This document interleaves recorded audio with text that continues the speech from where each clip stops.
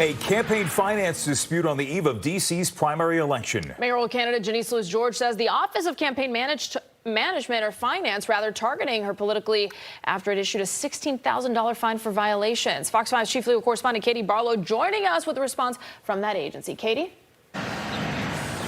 Well, the Office of Campaign Finance says it doesn't consider how a decision might impact the election, that their job is to follow the facts, whether it may hurt or help any particular candidate. Now, this decision that was issued on Friday said Lewis-George's campaign improperly coordinated with labor unions and an independent expenditure committee. Now, an independent expenditure committee may sound insignificant or even boring, but they do a lot of work in campaigns. In fact, there are no limits on what an independent expenditure committee can raise and spend to support a candidate. But there's one important rule. An independent expenditure committee may not coordinate with the candidate or the campaign. If they're coordinated, then that's treated as a contribution under the law. And as we know, contributions have maximum limits. Now, Lewis-George said the order was riddled with factual errors and violates procedural requirements.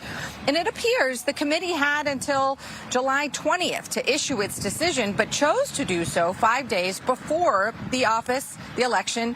And the office said that it releases decisions on its investigations once they are complete, consistent with established process. The office cannot weigh the potential impact of a decision on an election, as doing so would compromise impartiality, and that ensures their actions are not viewed as influencing the outcome of a contested race, whether before or after Election Day. Now, Lewis-George declined our request for an interview today and over the weekend. We asked her opponent, Kenya McDuffie, who also once was on the receiving end of a negative Board of Elections decision when they said he was ineligible to run for Attorney General. We asked him whether the announcement on the eve of the election was a fair one.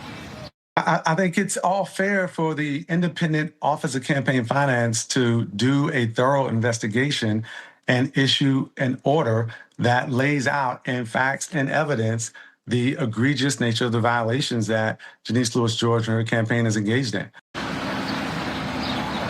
Now, Lewis-George is appealing that decision, and she is entitled to a full review from the D.C. Board of Elections.